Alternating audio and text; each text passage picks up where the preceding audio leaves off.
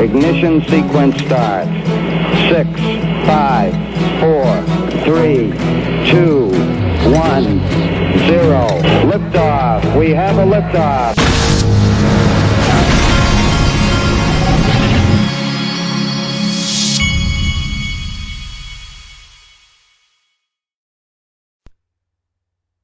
Hey everybody, this is the Digital Asset Investor, and this morning I have cinnamon in my coffee, so I am ready to roll.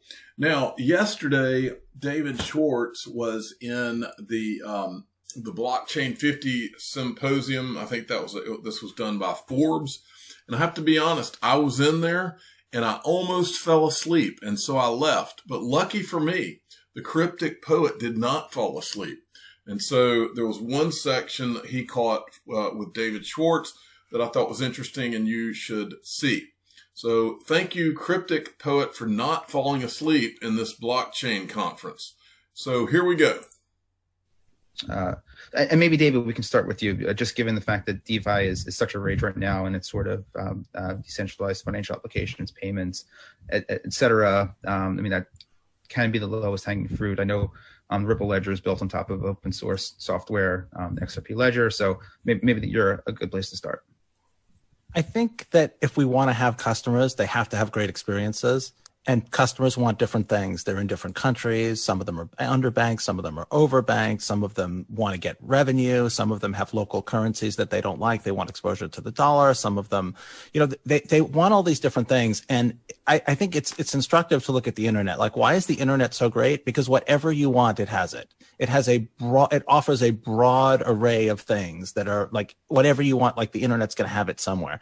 If we build an ecosystem like that, that's what's going to be compelling. And that's going to mean public chains. It's going to mean private chains. It's going to mean DeFi. It's going to mean that it gives everybody what they want. And sure, there will be some things that are more successful than others because there are some things that people want that are more people want.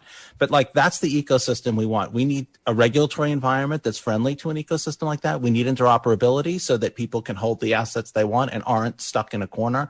But if we don't build that, if we don't build that kind of ecosystem, none of us are going to have any customers. Like, there won't be anything exciting to do in blockchain. I really feel that strongly. So I do think that, like, on this front, we're all in this together, and interoperability is going to be the big driver of great user experiences. There's the genius once again. Okay, there was this tweet today from Yoshitaka Kitao. Remember, Yoshitaka Kitao is the CEO of SBI Holdings. SBI Holdings bought 10.5% of Ripple back in 2016. And he's on Ripple's board. All right. So anytime he speaks, we listen. SBI Group, this is an article he's tweeting, and there's always something lost in translation from Japan, but that's okay. SBI Group's Morningstar increases shareholder benefit virtual currency XRP. For those of you that weren't around, SBI they own Morningstar Japan, or at least have some ownership in it. And they, I think a year or so ago, they had announced that they were going to pay some of their dividends to their shareholders in XRP. So I think that's what they're talking about here, is increasing that. All right. Barry Silbert tweeted this out. Bitcoin mining company headquartered in Rochester looking to invest $100 million. And then there was also this about mining. Venezuela has legalized the cryptocurrency mining industry, but also mandated it work through a government-controlled pool. Poor Venezuela, they just can't get their mind around what happens when the people lose their trust in the government's control over the currency. They just can't let it go. They're having a rough time over there. All right, now this is interesting to me.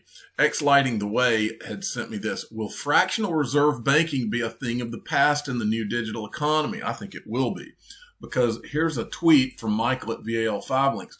Kraken Financial will be required under regulations to keep 100% reserves, which means that the company won't be able to lend out the money of its depositors as a means to generate income the way that the banking system today does. Okay? That's significant, I believe. All right. XRP Crypto Wolf, top Silicon Valley billionaire fund manager Chamath Pala, however you say that name, says he's sizing up his Bitcoin holdings. He said, I've made some great bets before, but nothing compared to my Bitcoin bet in 2012 and sizing up, slugging percentage. P.S. HODL. And then we got this from XRP Crypto Wolf. And this gets interesting right here, folks. I found some video that I'm about to show you that I don't know if anybody's shown it online much, but I found some interesting clips I'm about to show you having to do with this. So let's go down this hole here. Now, first you need to understand and remember, BRD is the BRD wallet, and that company is run by a guy named Adam Trademan, who's a genius. Every time I watch him, I'm just blown away by how smart this guy is. This guy also works with Yoshitaka Katal, the CEO of SBI Holdings.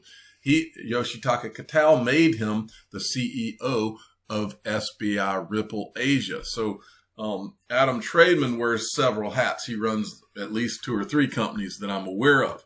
Now, this came out from XRP Crypto Wolf. He tweeted this out today. Ripple, SBI Holdings, PayPal, and KPMG participated in a private pre-release of BRD's new Blockset technology.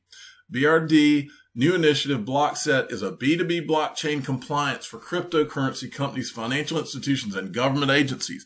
Now, I believe, we started seeing Ripple talk about BRD out of nowhere a few months back, maybe a year back. And they were showing all the different people from BRD. And so I knew something was there. So I started looking around and found a video where Adam Trademan, who had never announced it, who had never formally come out and announced it, came out and said that he was the CEO of SBI Ripple Asia. Now, where there's smoke, there's fire, folks. And I am telling you, this Blockset and everything right here that you're reading is extremely significant. And I believe that this is ground zero for the huge changes that are about to happen. And I don't think it's a coincidence that PayPal is mentioned in this either. So let's go down this and check this out. Don at RD5022 sent me this. This thread right here is great by Wrath of Kahneman. This is a long trail but exciting. BRD's Blockset added cipher trace. Now remember, folks, when we were talking about those 2 guys that showed up on Bitcoin Ben's show, and they said they were in a compliance meeting, and one of the compliance people, who we later found out was from CipherTrace, said that Ripple was going to replace Swift in the next year or 2. All right. They said that they had said it twice. All right. Then CipherTrace all of a sudden is popping up here around Ripple and all this. BRD's Blockset added CipherTrace, Elliptic, Unbound Tech, and Chainalysis to their tech stack. This allows companies like Deloitte and KPMG make crypto more accessible. And then number 2 here. Remember that BRD CEO Adam Trademan is also the CEO of SBI Ripple Asia. In June, he said he expects greater ODL expansion into Asia by 2021. Blockset, a modular business blockchain platform, added compliance companies that have some Ripple ties. SBI and Santander, both Ripple partners, funded Elliptic to promote growth in Asian markets. The CEO of CipherTrace is the exec who said almost every Japanese bank is using XRP last year. And that's the other thing we've talked about on this channel, is that guy that from CipherTrace that stood up and said that at a conference. We've shown you the video. They work with FinCEN and DHS in the U.S., among others. And the Department of Homeland Security backs CipherTrace. Chainalysis, a monitoring company, just added XRP to their platform this year. They have extensive relationships with the U.S. government. Yes, they do. Blockset is making adoption for businesses and implementers like KPMG, Deloitte, Fidelity easier, and they are doing so using tools that are connected with Ripple SBI already. These tools also have important government relationships. Addendum, okay, exciting, is too much. Maybe more, encouraging build out than OMG, get my heart meds. CoinDesk has picked this up now. One Ripple SBI nod. According to BRD, SBI Holdings, PayPal, KPMG, Ripple's developer, and this is what XRP Crypto Wolf had tweeted. Then Santiago Velez said, Unbound Tech is revolutionary. They decentralized key management across man-machine combinations and virtual multi-signature solutions that are use case whiteboarded.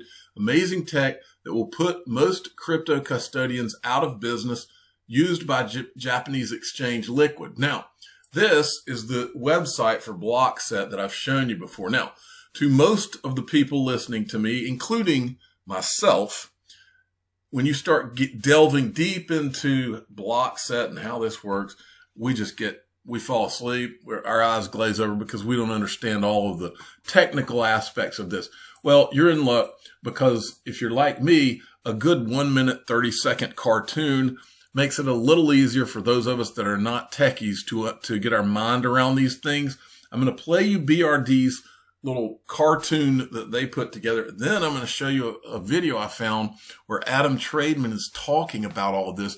And if I had to name a theme of what he's saying, he's basically saying that we're ready, and what they have created, all of these big institutions that are working with them now, like KPMG and Deloitte and all these companies, that BRD and this Blockset is now ready to plug into these huge companies and to change the financial world. That's the theme of what he talks about. And I'm going to show you in a second. But first, let's try to get our minds around what Blockset does. This is Jamie. I'm going to talk Jamie's a little team bit, recently started building a project on the blockchain using Blockset. Blockset allows Jamie's team to easily build and scale across all major chains with a single unified API. Jamie can work with Bitcoin, Bitcoin Cash, XRP Ledger, Ethereum, Hedera, and many more, all without the headaches of dealing with individual chains and their many quirks. Blockset also provides Jamie's team with all the tools they might need for their project, from custodial solutions and cryptographic functions to transaction handling and push notifications. Blockset even provides dedicated professional Blockset.com to find out. All right, now you're about to hear from, now I'm going to play you some clips from Adam Trademan. Now, just so you know, at the 1310 to 1710 mark, Adam Trademan goes into more of the technical explanation of this. I don't want to waste your time with that. The cartoon will suffice there. What I'm more interested in, and what I want my audience to hear, is you can hear the enthusiasm in his voice about how we're there. This is not something that he's talking about being 5 years out. He is there. This is, the technology's ready. And he talks a lot around these things. And I've got at least 5 or 6 clips. I may play all of them for you because they're that good. And this guy is that impressive. So let's start with this one. They want accurate data. They want the ability to have infrastructure software to access blockchains, to create transactions, to move value around, to look at transactions and manage customers' assets. They want the ability to do that in a way that is regulated, that is compliant, and that can scale to meet the needs of their huge customer bases. If you put yourself in the position of a large financial institution, you're already a little bit scared about technologies like cryptocurrency, right? But you want to compete with those companies that are offering things of that sort. You feel like digital assets are the way of the future. You look at countries like China that are moving to digital currencies and you think, gosh, we need a solution for this, right? But are you going to rely on a software company that, has, some nouveau kind of crypto related infrastructure software, but it's not proven, it's not valid? This is often the case in young industries. You get these, these sort of startup companies that are building all these new technologies. But as you're a bank, you have a responsibility to your customers to make sure that their assets are safe. You have a responsibility to make sure that you can provide the service, not to 1,000 people, but 10 million people, right? And so that's what they're looking for in the industry. They're looking for scalable software that is built based on new digital asset technology, but with the intelligence and with the sort of sophistication and with the scalability of what you find in traditional fintech, traditional financial industries. And so that's where we're going with it. And that's what's necessary to take this whole industry to the next level, to enable mainstream financial institutions to really get into the crypto space. Yeah. All right. And then the next clip starts at the 28. There, here we go. Listen to this. Let's kick it to you. You were about to jump in. Yeah, I was going to say, I would say that There's a few audio Scaling is already glitches on his end. I think that that's the catalyst that's necessary to really enable, traditional financial institutions and this new wave of neobanks and other new fintech companies to really confidently offer crypto-based financial services and products to their customers. And I think we're there actually with technologies like we offer and other companies like Unbound and like some of our partners that we're doing an AML KYC like CipherTrace and others. I feel like now is the inflection point where the infrastructure is there. And what I was going to say with regards to scalability is that that's not only important, that's sort of mission critical. I look at it, I said before, Web 2.0, but take a step back even further. Think about it this way. I think the kind of technologies that we're talking about today, they are sort of infrastructure level like the web, HTTP, right? HTML protocol. They enabled so many new businesses, right? So when we talk about any given use case, like I'm a major financial institution, I want to offer crypto custody services to my customers so that they can hold a balance in, say, crypto assets or digital assets. It doesn't even need to be crypto. It could be digital RMB or the digital USD, right? Or I want to provide trading, or I want to provide more advanced kind of things like Rebecca was mentioning, like derivatives or swaps, or I want to provide, all these type of advanced sort of high frequency trading and all the things that are in the equities markets. We are reinventing the whole financial system here based on digital assets. And the technology we're talking about today is really that infrastructure level, like HTTP and HTML, that spawns all these other things, right? So that's where I think it is. And if you think about those technologies and how fundamental they were to scaling the internet, you're right, Frank, it's sort of like table stakes. That is sort of the fundamental requirement in order for these things to go mainstream and to go global. And I actually think we are there. And I think exactly this kind of platform that Sal's talking about today is the type of solution that will give regulated, compliant financial institutions confidence to get there. All right. The next clip is at the 35:20 mark. If I can get us right there. Here we go. That's my point of view. I couldn't agree with you more, Rebecca. I think the shakeout in the industry is a sign of maturity, and it happens in all industries.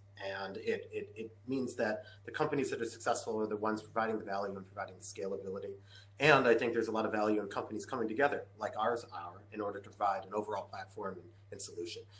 It's important to recognize that you can't do everything yourself. And I don't think that large financial institutions want to just rely on one company either, right? They want to mitigate risk a little bit as well. And so, the truth, though, is that even though we're all very proud of how large crypto is today, it's this big compared to the traditional financial markets, right? So I think the opportunity is huge. It's a huge greenfield out there. There's room for everyone, but there is that maturity of the industry where you're going to get companies, who do fade away and the strong survive and come to sort of consolidation along the lines of making strong companies stronger and helping to accelerate growth and whatnot. And I still, though, I think there's plenty of room for competition. We'd love to see the competition because there's just so many people that haven't been touched by this technology. All right. And then we go to the 3904. I thought these were great. 18. Yeah, it's not an all or nothing thing either, Frank, right? So there's different levels of value proposition. Okay, so if you think today, mobile phones are largely commoditized. Most mobile phones today look just like an iPhone. The value add that Apple provides is more in the software, and it's the app ecosystem on top of that, and the status of that logo probably as well. But my point is that companies will focus on what they do best and what their differentiation is, and they'll buy everything else because it doesn't make sense to reinvent the wheel. Everyone used to run their own data centers. They used to have all their servers in-house. They used to have colo facilities. Now they use AWS or Azure or technologies like that, right? It's cheaper, can scale better, and ultimately provide someone with a lot of benefits that they couldn't get at the scale that they are. The same thing is happening here. But you bring up a really good point. What happened at Goldman? What happened to that JPM coin? Remember the JP Morgan coin? What happened to all those things, right? I think what happened is they looked at it, and I think they got concerned about regulatory risk, especially when they saw what happened to Libra, Facebook, right? They got concerned about the costs, right? And they looked at the software industry, and they couldn't find good scalable solutions a couple of years ago for this kind of technology. Now I think things are changing. When you get trusted, respected companies like KPMG, other audit tax system integrators also providing these comprehensive platforms that plug in best-in-class technology from multiple companies, right? Then you start to think, well, maybe I can bring a product to market like this. And then it's these proactive, progressive banks that use these new technologies, or financial institutions that use these new technologies to get ahead of the competition. And, I think because of what Apple did when they decimated the music industry and the movie industry in Los Angeles, right? I think that business executives are learning. They don't want to get decimated. They want to be the Apple. They don't want to get killed like the record companies got killed, right? And so they're embracing new technologies like this, but they have a certain level of expectations. It's got to scale. It's got to have a good user experience. It's got to be reasonable cost, right? And then they've got to be able to add their own value add on top, whatever that is that they do, right? And I think that's exactly what we're talking about today. And I think we're ready for that. I think we are ready. He keeps saying that we are ready. Let's go to the 4609. Of the vendor. Say that when customers come to us for the Blockset product, they're looking for a trusted data source so that they can use the information regarding blockchain data in order to, in some cases, perform whatever regulatory or compliance related checking that they need to do or auditing, right? So they need a trusted, reliable way to get that data. And then we, also think it's important to partner with companies that focus specifically on like AML or wallet address monitoring or different aspects of KYC, so that as requests like go through our platform, that those financial institutions making the requests can also get that associated metadata, right? That might be available regarding the transaction that might flag it, for example, for suspicious activity or something of that sort. But I will say this: I think overall in the industry, sort of from the beginning, there's been this perception that we all, in the crypto space in general, are outside of a lot of that regulatory, sort of in compliance requirement. If you go back to sort of the Bitcoin maximalist theory, that's absolutely not possible. You have to play by the rules if you want to run legal, compliant, and scalable companies. And all companies in the crypto space are moving that way. And the trick is this: how do you keep the user experience good enough for the end user so that you can onboard and bring people in and get them interested in these products and services, while at the same time making sure that you're compliant and regulated? And that's the hard part. The companies like E-Trade did that 20 years ago. They spawned a whole new activity of consumer investing, right? And companies, like some of ours here today are trying to do the same thing right now for crypto. All right, we got two more clips, and both of them are pretty good. This is when they're winding it down. But this guy, he's so sharp that he and they kind of deferred him in most of this interview because he's so interesting to listen to. He knows what's going on. All right, last two clips are great. We're here to help along the way.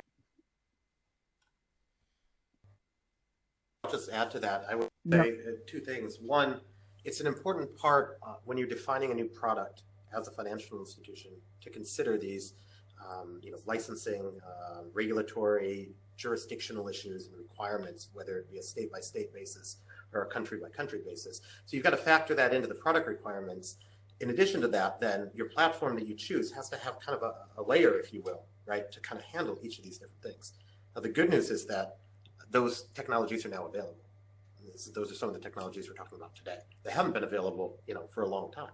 So it's good that they're out there. So these things are now possible.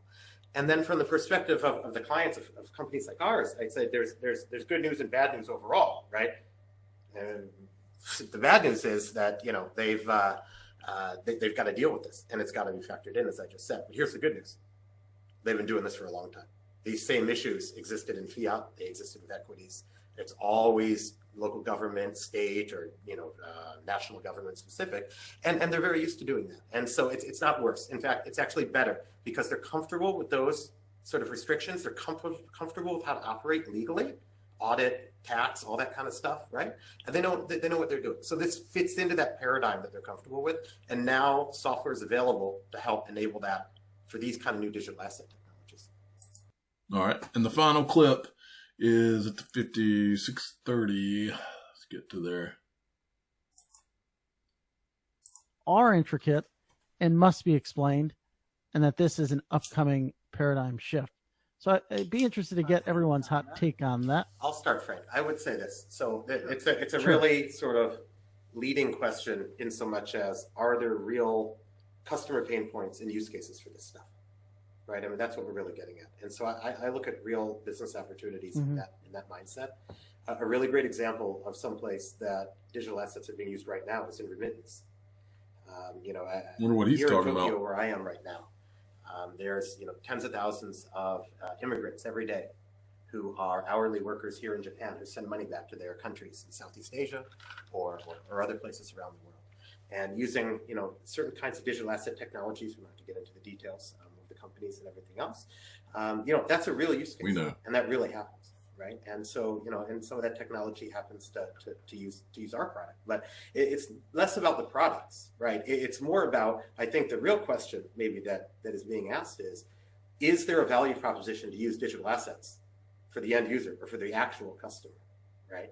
And the answer to that is it's the responsibility of the financial institutions or the fintech companies in order to figure out how to leverage the technologies in order to do that. Because right now we kind of look at it, the question sounds to me like, hey, 20 years ago, is the web better than what exists today?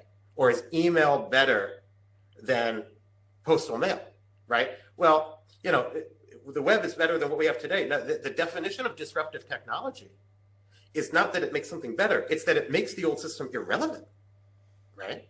And I think it's based, though, on certain use cases where there's real value, right? And so what we're doing is we're providing the building blocks, we're providing that infrastructure. And then it's our customers, another set of companies who understand regulation, compliance, they have huge customer bases. They're going to use these building blocks to create a new economy based on digital assets, but they've got to do a really great job of managing user experience and providing value, right? But the good news is that, and what we're really talking about today, is that those building blocks now exist. Good stuff. I need to write that down. New economy based on digital assets, because this is how I come up with my titles on this channel, on digital assets. That's how I have sometimes when I'm doing a video or listening to audio of some of these things, that's when I come up with titles. So if I don't write them down at 46, when you don't write things down, and for you young people listening to me, one thing that my father drilled, he's the official father of the Digital Asset Investor channel. He drilled into my head as a young man is that write everything down because you will forget. And it's true. Big Time, AdX Big Time sent me this. This is big time, folks. This is big time for sure. Stellar, Kraken, and OX awarded board seats at top crypto lobbying association. All right. And what this is this association, Blockchain Association. And I did not link the article, but it was a CoinDesk article. So Stellar and Kraken were added to this blockchain association. Well, who's in the blockchain association? Pay attention, folks. Binance.us, Circle, Digital Currency Group. Kraken now. Ripple. Oh, Ripple's there. Stellar Development Foundation. Now, folks, when you see these things, think Washington, D.C. All right? There's a picture of Washington, D.C., so my son doesn't have to draw you a picture. When you start hearing about blockchain in Washington, D.C. and lobbying groups, which is what this is, lobbying groups and politicians, and you start seeing Stellar and you start seeing Ripple and these companies, it's time to pay attention because you know they're in the game. If they're not on these lists, then you might own the wrong digital assets, folks. But this blockchain association, Ripple, was involved in this from the start. Now, let's look at some more Washington, D.C. XRP Honey Bear sent me, well, after we get to this one, well, this is XRP Crypto Wolf tweet. U.S. Space Force has engaged blockchain firm Sage to develop a hack-proof security layer for its communication systems. Sage Security won a contract from the U.S. Space Force to develop and roll out blockchain's data protection system across its networks. It's good to know that Space Force is aware of blockchain technology and using it. And then there was this. Chamber of Digital Commerce. Speaking of Washington, D.C., Chamber of Digital Commerce press release. The Digital Chamber welcomes Mick Mulvaney to the board of advisors and adds Goldman Sachs, Sixth Digital Exchange, and Visa to its executive committee. It's almost as if all the world is a stage, and enter stage left Goldman Sachs, Visa, and Mick Mulvaney. This is the Chamber of Digital Commerce. Let's scroll down the membership very slowly so this can all make sense to you. Accenture, early Ripple backer, Binance.us, Catherine Coley, who was the CEO was it Ripple before she went there. As we go down, you'll notice BNY Mellon. We know all about BNY Mellon.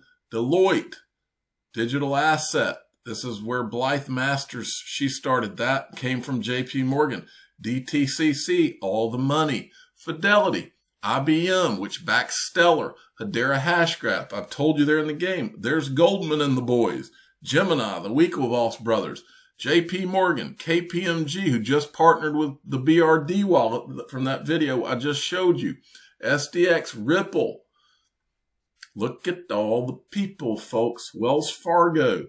And then the President's Circle. These they're in the game too. There's CoinMarketCap. CME Group. That's where Miguel Valles came from before he went to Ripple. They also are investors in Ripple. Digital Currency Group. Investors in Ripple. We keep going. Northern Trust, one of the traditional financial, this is one of the largest custodians in traditional finance. They are also owners in SBI Holdings. And there we have Stellar. They're in the game. And as we go down, I think I'll stop there. And I'm trying to remember I covered something about the other day about Wisdom Tree. They had invested in, I think it was Securrency. Remember Securrency? I was showing you all those guys that came from the U.S. Navy. I want to say Wisdom Tree is one of their biggest investors, Securrency. Now, back to this little article. They've added Mick Mulvaney to the Digital Chamber of Commerce. Well, who is Mick Mulvaney? He also served as acting White House Chief of Staff from January 2019 to March of 2020. Here's an article from Breaker Magazine about Mick Mulvaney. Bitcoin will have a new friend in the White House. Mick Mulvaney, Trump's choice for acting White House Chief of Staff, he's endorsed strongly in a speech audio which was obtained by Mother Jones. He praised Bitcoin for being a currency not manipulatable by any government and bashed the Federal Reserve, saying that it had effectively devalued the dollar and choked off economic growth. And this is Trump's announcement in the last paragraph. So what does this appointment mean for crypto? Though Mulvaney's appointment won't formally alter actions taken by the SEC or the CFTC, it may influence the White House policymaking decisions should it ever be called upon to take a stand for or against the industry. From his previous comments, Mulvaney seems minded to leave Bitcoin well alone. Now, he eventually left the White House because of, I think he got caught up in some of that Ukraine controversy, but now he's back in the game. This article is from 2018, and this is where he was one of the ones that started the Congressional Blockchain Caucus. And as you'll see, as we scroll down this page, all the world's a stage and we're all players in it. Is that how the saying went? The chairs of this, of the Congressional Blockchain Caucus, which was formed by Mick Mulvaney, who was one of the founders of it. The chairs, there's Congressman Tom Emmer. Remember this guy? He's the guy that did the virtual conference call with Brad Garlinghouse and announced that he did not believe that XRP was a security, right? And then this is Congressman Warren Davidson, and one of the people that helped him writing the Token Taxonomy Act. Where does he work now? Ripple. I'm the digital asset investor. I'm not an investment advisor. This is for entertainment purposes only. Please subscribe, hit the like button, and tell your friends and family that all the world's a stage, whether you want to acknowledge it or not. Thank you for listening. Every day, billions of people around the world are mocked, ridiculed, laughed at, and embarrassed by their friends, family, and even strangers. These people go through their days knowing there are secrets being kept from them. They hear the faint whispers behind closed doors. The information and knowledge is held very close and only shared with others who were fortunate enough to find out. Feeling lost, rejected, and ostracized, these people give up, never finding out what digital assets the digital asset investor holds. But there is hope. Join the free Digital Asset Investor email newsletter and find out what digital assets he owns each month, including investments he's considering. Click the link in the description of this video or go to digitalassetinvestornewsletter.com. Put an end to your days of gloom and depression. Join the greatest free digital asset email newsletter ever created.